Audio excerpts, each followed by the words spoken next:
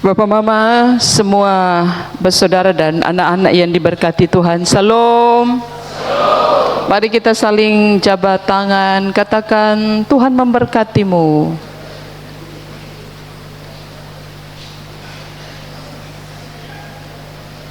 Semua sehat kok? Bapak Mama yang diberkati Tuhan, dalam pandangan umum manusia itu punya nilai kalau ia mampu melakukan sesuatu yang bernilai bagi orang lain. Nilai manusia itu ditentukan bukan pada apa yang dia miliki, tapi pada apa yang dia lakukan untuk orang lain.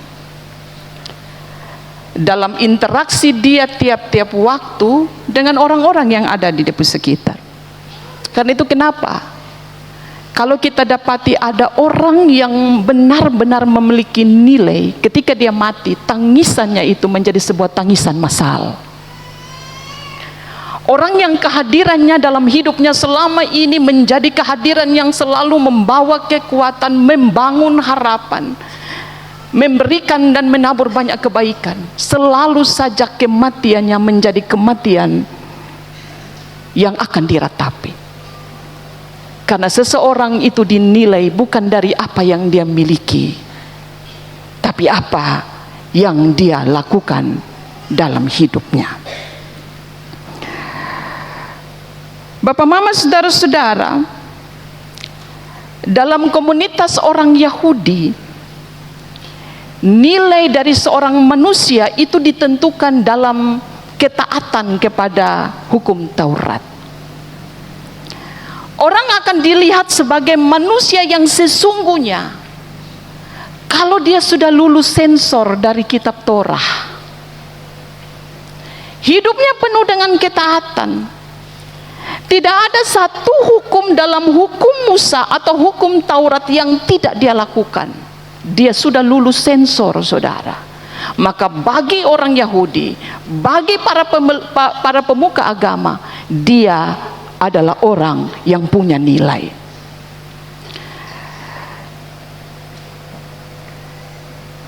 Hukum standar itu jadi hukum yang baku, yang biasa dipakai oleh pemuka agama, ahli-ahli Taurat, orang-orang Farisi dalam melihat dan menilai orang lain. Pemungut cukai bagi orang Yahudi, bagi para pemuka agama, para pemuka itu adalah orang-orang Farisi, ahli-ahli Taurat. Ini sekelompok orang yang tidak akan pernah mendapatkan keselamatan.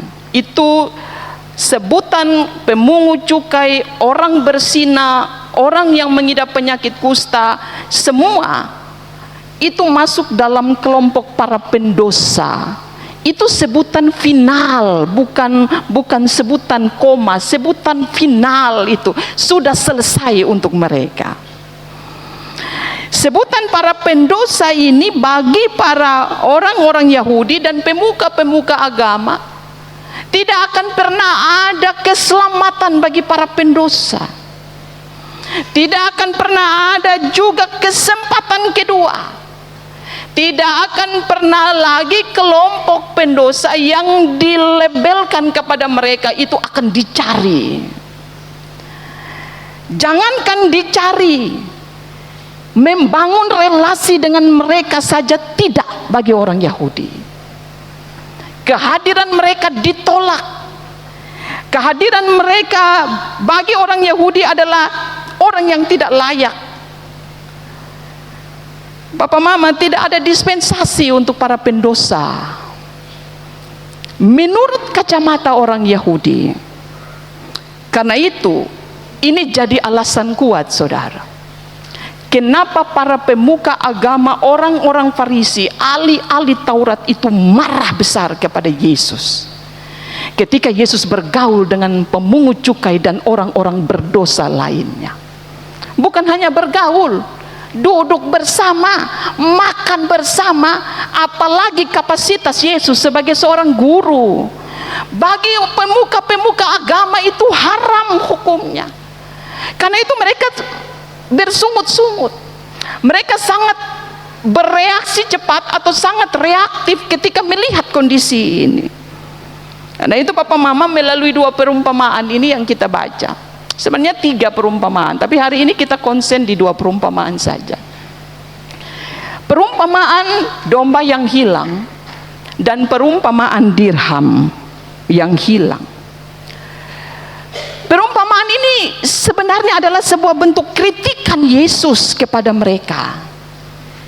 Yesus tidak memakai cara lain selain cara membangun pemahaman, mengedukasi mereka supaya pemahaman mereka dalam melihat sesuatu itu benar-benar tepat sebagaimana Allah melihatnya.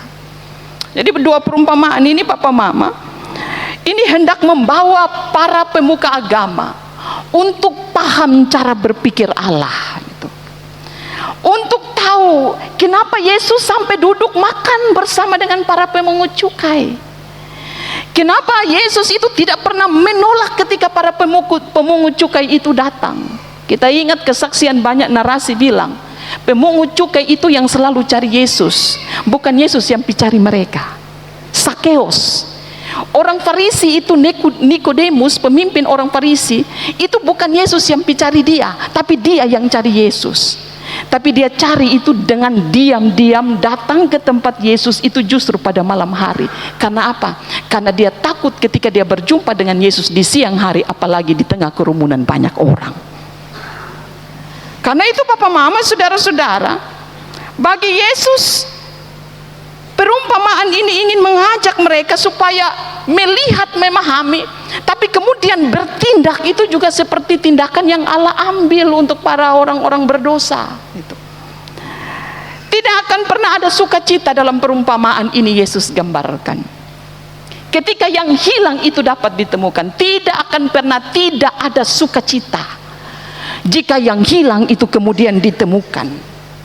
Tapi bukan hanya sekedar ditemukan, saudara, tapi menunjukkan sebuah perubahan hidup.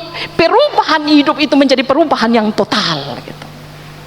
Perubahan hidup itu menjadi sebuah keputusan yang dibangun dalam sebuah kesadaran. Karena hilang, dia ditemukan, lalu ada metanoia, sebuah perubahan hati, perubahan pola pikir, perubahan hidup yang disebut sebagai pertobatan. Mari kita periksa teks. Yang pertama, saudara, Yesus itu ajukan pertanyaan ketika mereka bersungut-sungut. Pertanyaan sekaligus sebuah pernyataan. Pertanyaan pertama dalam perumpamaan domba yang hilang, Yesus bilang gini, apa yang akan dilakukan oleh seseorang jika didapati 1 domba itu hilang dari pandangannya, lalu kemudian meninggalkan 99 domba itu dan pergi mencari yang 1 saja itu gitu. Kasih tinggal yang 99 dengan resiko-resikonya, dengan semua kemungkinan-kemungkinan yang akan terjadi. Siapakah yang akan pergi meninggalkan 99 hanya untuk menyelamatkan 1 ekor dari 100 ekor yang sang gembala miliki itu? Pertanyaan ini langsung dijawab oleh Yesus. Dia kasih pertanyaan, dia ikuti dengan sebuah pernyataan tegas bahwa dia bilang begini, dia akan kasih tinggal gembala itu. Gembala itu akan kasih tinggal yang 99. Dia pastikan mereka sehat. Dia pastikan mereka aman. Dia pastikan mereka berada pada tempat yang tepat. Gembala ini akan pergi dan mencari yang 1 ekor itu. Tapi dia pergi dan mencari dengan memastikan 99 ini dalam keadaan baik. Sehingga ketika dia pulang, dia mendapati 99 ini juga dalam keadaan baik. Papa Mama, saudara-saudara, Yesus menyatakan bahwa akan ada sukacita. Allah itu gembala, Yesus itu gembala agung. Dia sementara sedang menggambarkan dirinya sebagai seorang gembala yang kenal betul dia punya domba-domba, Dan akan menjadi sebuah sukacita yang besar ketika ketemu Yesus langsung angkat kok elus. Mungkin di waktu itu dia ada jatuh di tepi jurang, mungkin dia pun kaki ada patah, mungkin juga ada kejadian yang berada di luar pikiran dari seorang gembala, bahkan domba itu sendiri. Yesus pulang dan kemudian menggendong dia. Menggendong itu tanda sukacita. Bukan kalau coba ada babi yang lepas, kita pergi kita dapat dia, sepanjang jalan ada 50% kemungkinan itu dia pun tuan itu hanya kerja dari sepanjang jalan sampai dia pun kandang itu pepoko ame itu babi. Gembala baik tidak diceritakan kepada kita ketika dia ambil, dia dapat itu domba, langsung dia begini, lu nih kurang ajar, lu bikin beta tasibu saja dan lu bangun lari dari ini kerumunan. Dia tidak pukul, saudara. Dia gendong. Ada satu sukacita tergambar dari dalam hati sang gembala. Dia senyum, dia pergi, dan kemudian dia undang semua tetangga dan semua sahabat bersukacita karena satu domba itu dia temukan.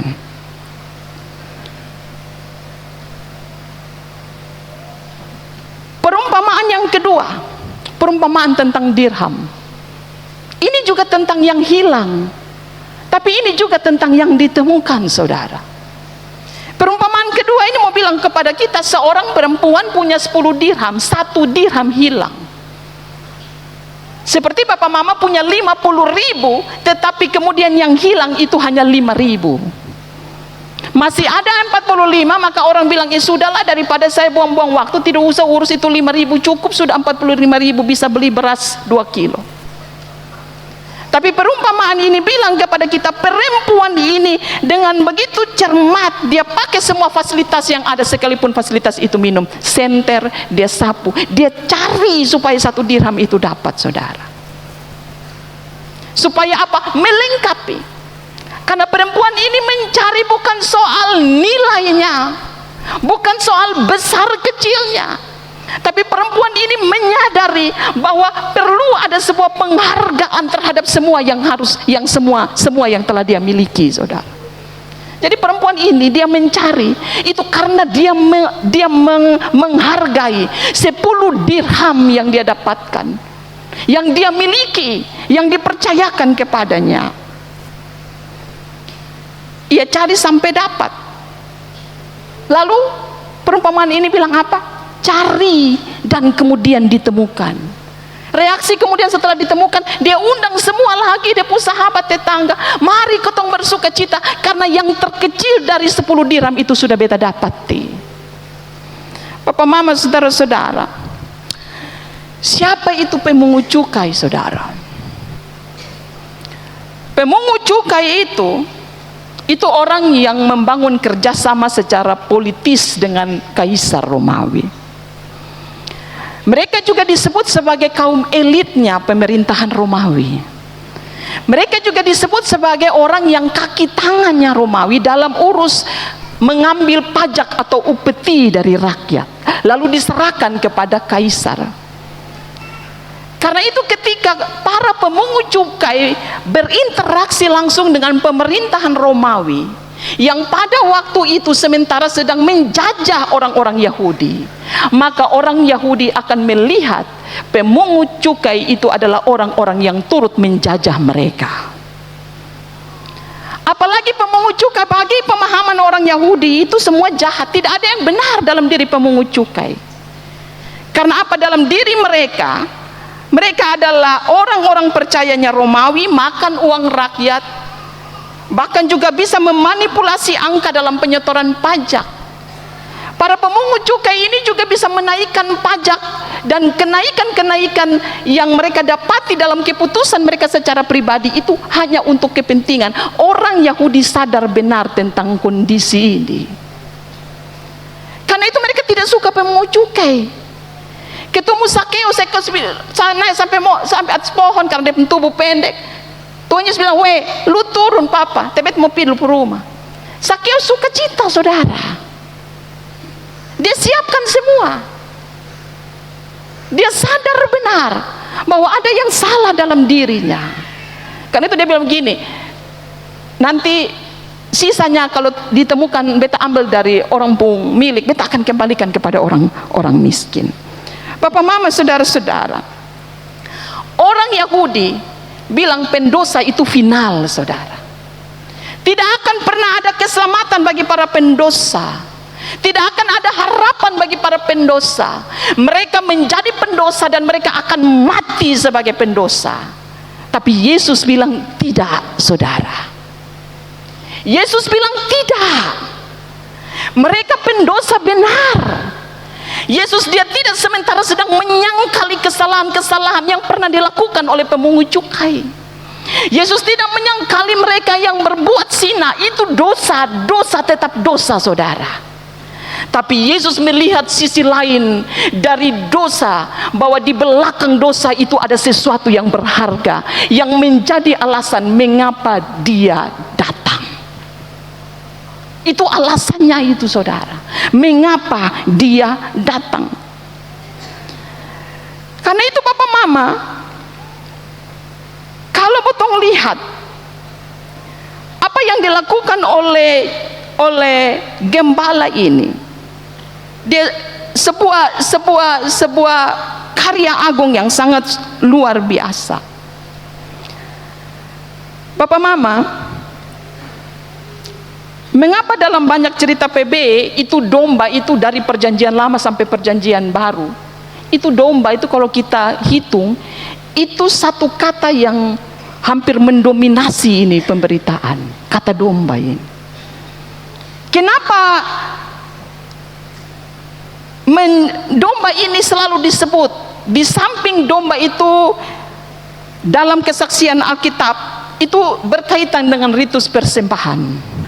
Persembahkan domba tidak boleh cacat, gitu dia baik keadaannya, tidak boleh kartidis dan lain sebagainya. Bahkan dalam pengajaran Yesus, tidak hanya di perjanjian lama, Yesus juga bicara banyak tentang domba ini. Bahkan perjanjian baru juga menyebut Yesus itu adalah domba, anak domba Allah. Kata domba itu diulangi lagi, saudara. Saya ajak kita periksa tentang ciri-ciri domba. Domba itu dia punya ciri khas tersendiri yang tidak dimiliki oleh binatang lain, saudara. Sisi positif dari domba itu dia tidak kilis, saudara. Kalau kita mau potong babi, ini hari potong 10 orang yang mesti pegang. Tapi kalau mau sembelih domba, 1 orang cukup untuk menyembelih dia. Ini binatang paling lugu, saudara. Dia tidak kilis. Bahkan kita lihat, kita mau potong ini ayam saja, kita pun kaki kanan itu pasti injak itu kaki ayam pun kaki. Mau potong sapi apalagi, 1 ekor sapi itu bisa dikerumuni oleh satu RT untuk bisa potong dia. Tapi domba itu tidak, saudara, 1 orang sah. Bahkan ketika gunting dia pembulu tuh dia diam begini sah. Dia tak ada apa-apa.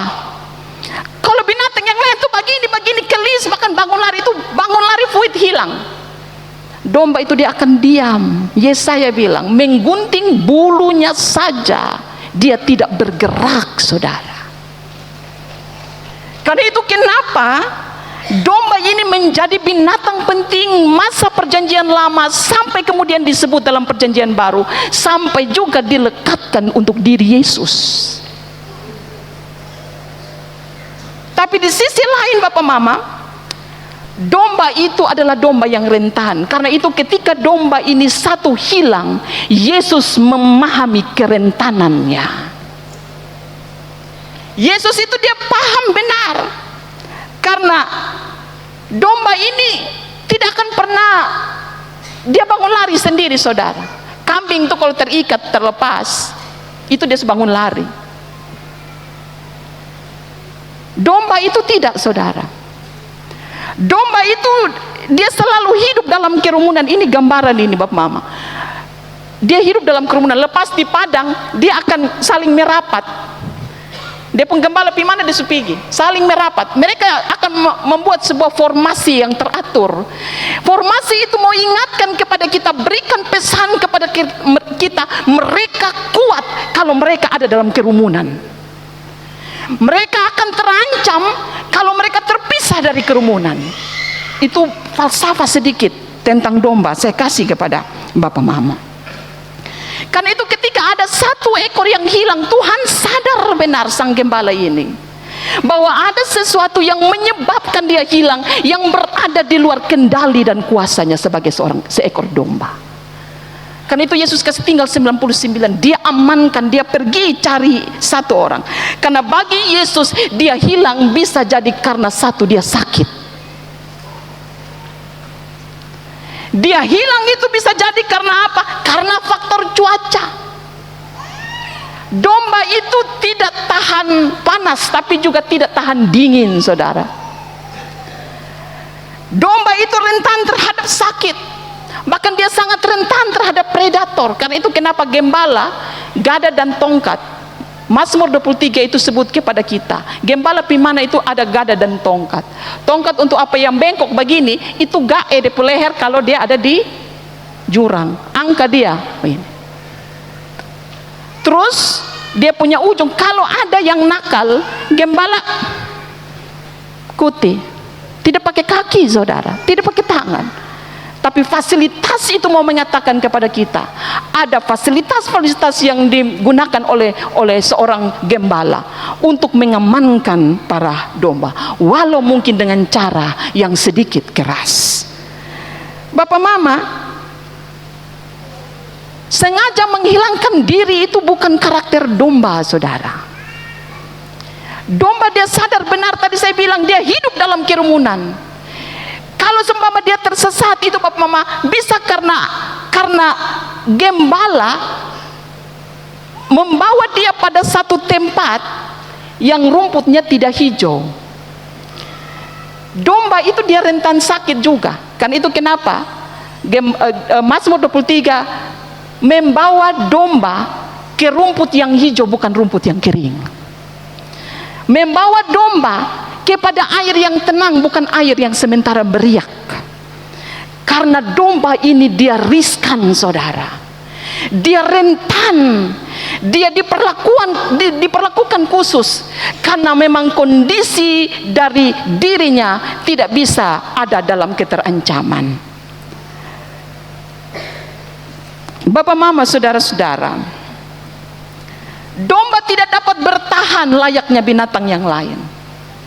Domba itu ketika dia sudah sakit, hanya satu kemungkinan, dia akan mati karena sakit yang dia derita.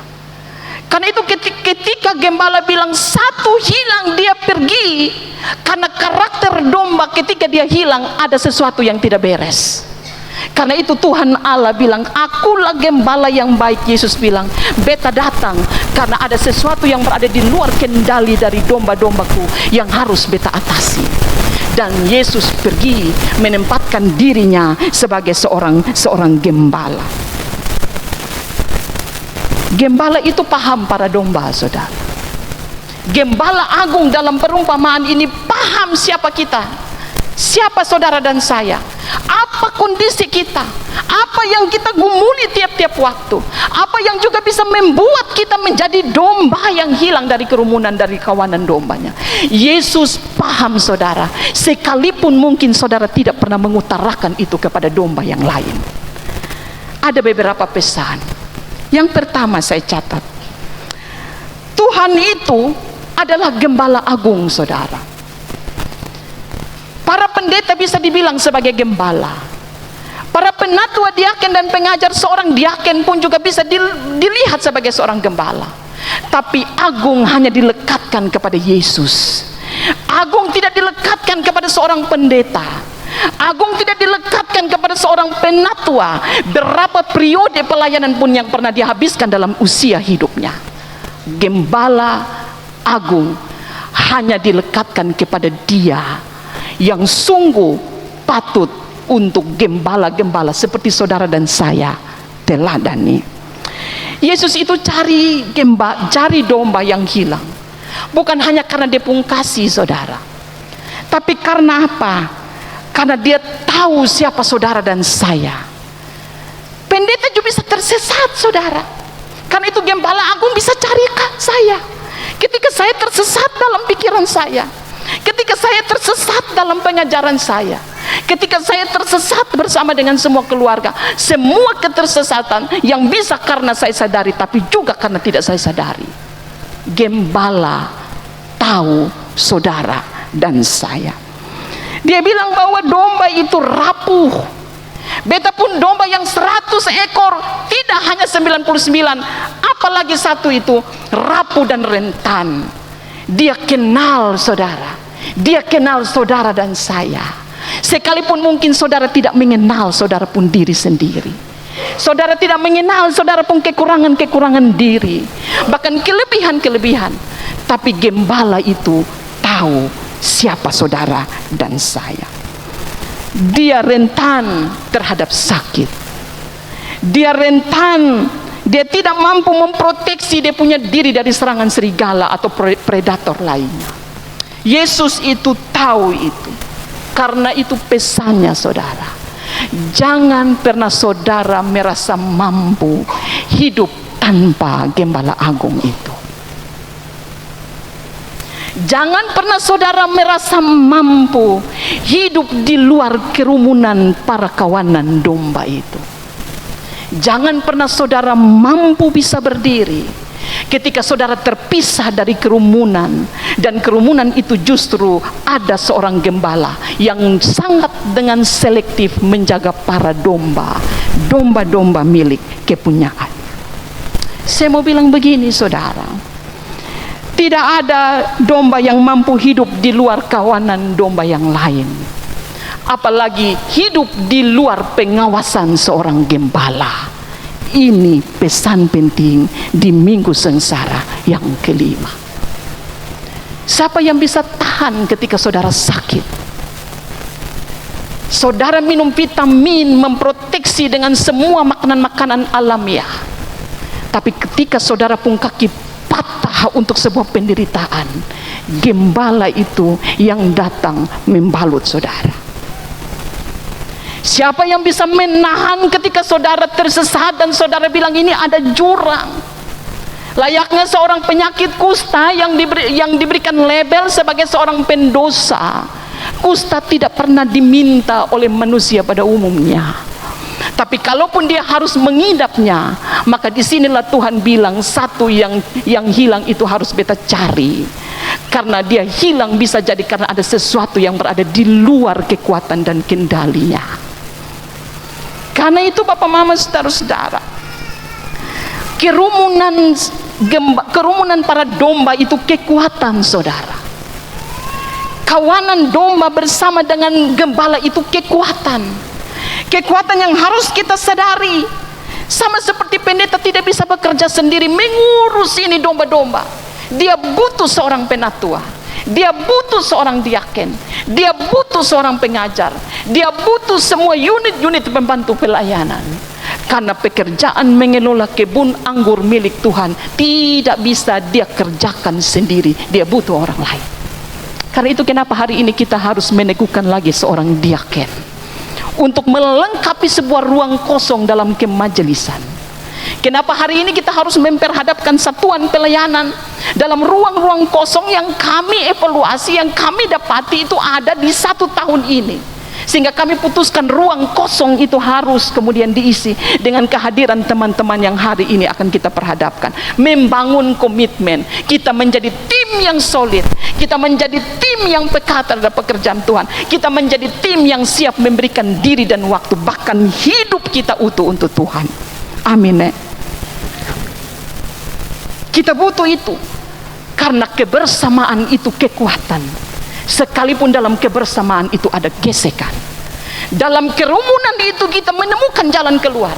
Sekalipun dalam kerumunan itu bisa terjadi perbedaan karena banyak hal. Bapak Mama saudara-saudara, sekarang ini banyak orang yang tidak hanya takut mati, tapi sekarang ini banyak orang takut juga untuk hidup saudara.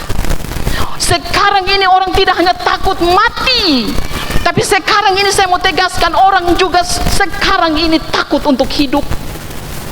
Takut untuk hidup, Bapak Mama. Menurut data BPS Pusat 2024, ada banyak perempuan yang kemudian memutuskan tidak mau menikah karena sebuah pernikahan yang tidak sehat yang dia dapati tiap-tiap waktu. Ada banyak perempuan yang akhirnya memutuskan untuk single seumur hidup karena dia lihat daripada dia menikah, tapi justru ada banyak bentuk kekerasan yang terjadi dalam rumah tangganya.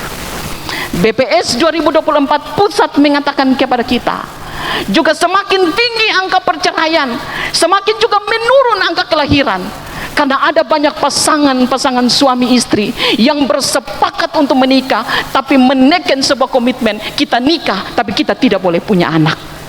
Karena apa? Hidup ini sudah terlalu sulit, saudara. Mengurus diri saja kita sulit, apalagi mengurus anak-anak rengke-rengke, orang Kupang bilang, yang menuntut keseriusan untuk kita juga bersusah, berlelah-lelah, berdarah-darah untuk mengurus mereka. Tidak sedikit juga sekarang, Bapak Mama, ada banyak sekarang anak-anak muda, pemuda-pemudi yang lebih nyaman membangun sebuah hubungan tanpa status legal. Tidak sedikit ada perempuan-perempuan yang juga membangun sebuah hubungan, ada suami-suami yang, ada laki-laki yang justru membangun hubungan-hubungan yang tidak legal. Para pemuda secara khusus membangun hubungan dengan seorang laki-laki, tapi hubungan itu tanpa status legal. Karena tidak sedikit para pemuda-pemudi zaman sekarang bilang begini, hubungan yang legal itu justru banyak membebani hidup. Kita banyak dikejutkan dengan banyak sekali peristiwa di tanah air ini. Kita dengar itu angka korupsi sekarang bukan triliun. Apa dia pun nama, Bapak Mama? Yang 0 sampai 12. Saya tua, saya baru dengar itu istilah. Ada korupsi yang besar sampai di atas rata-rata angka triliun itu. Saya bilang ini dunia, saudara. Ini dunia. Orang bisa tersesat ketika dia ingin mengamankan dia punya posisi. Orang bisa menjadi tersesat. Orang bisa merusak gambar Allah itu dalam dirinya supaya hanya bisa eksis dan menjalani kehidupan ini secara aman. Yang kedua, domba itu siapa? Domba itu saudara dan saya. Kita ini, bahkan saya yang berdiri ini juga adalah seorang domba. Ketika saya menyapa gembala yang agung itu adalah Tuhan. Domba itu bisa tersesat. Mungkin saudara dan saya pernah ada pada posisi ini, atau bisa jadi saudara sementara ada pada posisi ini. Kita hilang dari komunitas, kita terbuang karena sakit penyakit, kita mengalami tekanan-tekanan penderitaan karena ketidakadilan, kita mengalami penderitaan-penderitaan karena hidup yang terasa tidak adil. Kita menjadi korban dari sebuah sikap politik yang merugikan banyak orang-orang kecil. Penderitaan itu versinya banyak, saudara. Dia bisa bentuk dalam kebencian, dia bisa dalam bentuk ketidakadilan, dia bisa juga dalam bentuk sakit penyakit. Itu penderitaan, saudara. Itu penderitaan saya. Itu salib kita, saudara.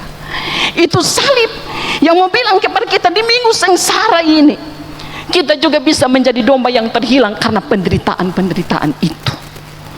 Tapi saya mau bilang begini, ketika kita hilang arah tanpa kita sadari, Tuhan itu akan cari saudara dan saya, karena kita pernah ada dalam kawanan domba milik kepunyaan. Dia akan cari saudara. Saudara sembunyi atau saudara jatuh di satu titik yang mematikan, dia pastikan dia akan mendapat saudara, menggendong saudara, bawa pulang saudara, merawat saudara ketika saudara sakit, dan kemudian mengembalikan saudara ada kembali dalam kerumunan 99 itu. Karena Allah tahu domba yang hilang itu dia tidak bisa hidup di luar kerumunan, apalagi hidup tanpa seorang gembala. Yang saya mau katakan yang kedua, Bapak Mama, kita menjadi domba yang bisa terhilang karena semua yang baik itu tidak lagi kita lakukan. Bahkan menjadi domba yang terhilang itu, Bapak Mama, ada saat-saat di mana kita juga akan diserang oleh banyak predator. Tuhan paham ini, saudara. Karakter domba, dia sadar, dia tidak gelis, saudara. Itu karakter domba.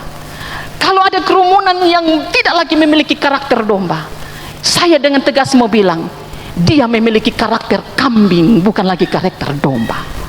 Yang sulit diatur, yang tidak mau digendong, yang tidak mau dibawa pulang oleh gembala agung itu, yang tidak mau tinggal dalam kerumunan itu. Maka kita juga bisa mengatakan karakter dari domba itu telah terkikis karena banyak hal, dan karakter kambing menjadi dalam dirinya, yang hidup di dalam diri dan pribadinya. Papa mama, saudara-saudara, Tuhan akan cari saudara dan saya. Tapi saya mau bilang, ingat satu hal, dalam perumpamaan yang ketiga, dalam perumpamaan anak yang hilang, kalau perumpamaan domba yang hilang, gembala turun cari itu domba. Dalam perumpamaan dirham yang hilang dari tangan seorang perempuan berjumlah 11 hilang, perempuan akan menggunakan fasilitas yang minim sekalipun untuk mencari dan menemukan, dan dia menemukan. Tapi di perumpamaan yang ketiga, ketika anak yang hilang, Bapak tidak pergi cari dia, saudara. Bapak tidak pergi cari itu anak yang hilang, saudara.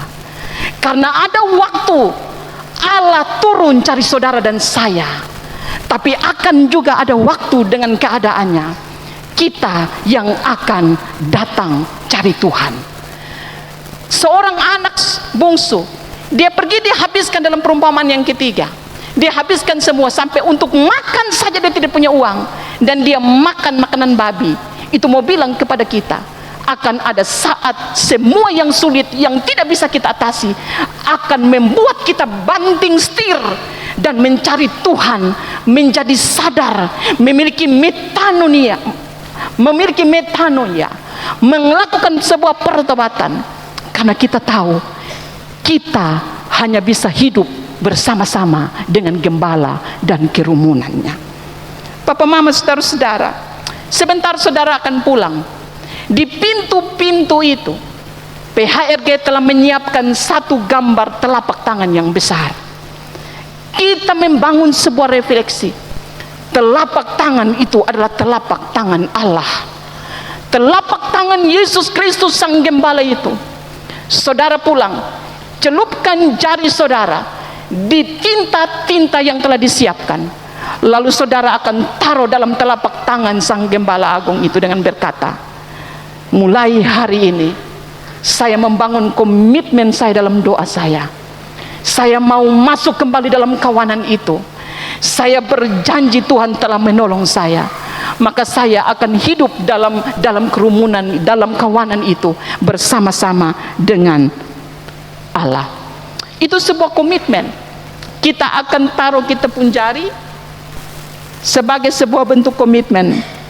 Saudara dan saya sambut tangan Allah, tangan sang gembala itu yang sudah merangkul kita, menjaga kita, mencuci kita pun bulu yang kotor karena sebuah perjalanan hilang yang telah kita lewati. Kita tekan sebuah komitmen. Kita bilang, Tuhan, ketika Tuhan cari dan menemukan aku, saya tidak akan lari dari Tuhan, tapi saya akan memberi diri, karena saya tahu saya tidak bisa hidup tanpa Tuhan, dan tidak bisa hidup tanpa persekutuan bersama dengan para domba yang lain. Tidak ada sesuatu yang mampu membahagiakan saudara dan saya. Hanya satu, saudara, saya mau bilang, ketika kita bisa diterima kembali dengan apa adanya diri kita, diterima tanpa syarat, karena Allah kita bukan Allah yang selalu senang dalam proses transaksional. Saya ingatkan saudara, kita pun Allah ini bukan Allah yang bersifat transaksi. Saudara kasih persembahan, saudara diberkati. Saudara tidak penuhi nazar dan persembahan saudara, saudara tidak diberkati. Tidak. Dia bukan Allah yang memiliki sifat suka dan gemar bertransaksi seperti orang pada umumnya. Saya baik dengan saudara, maka saudara harus baik dengan saya. Saudara jahat dengan saya pun juga akan jahat dengan saudara.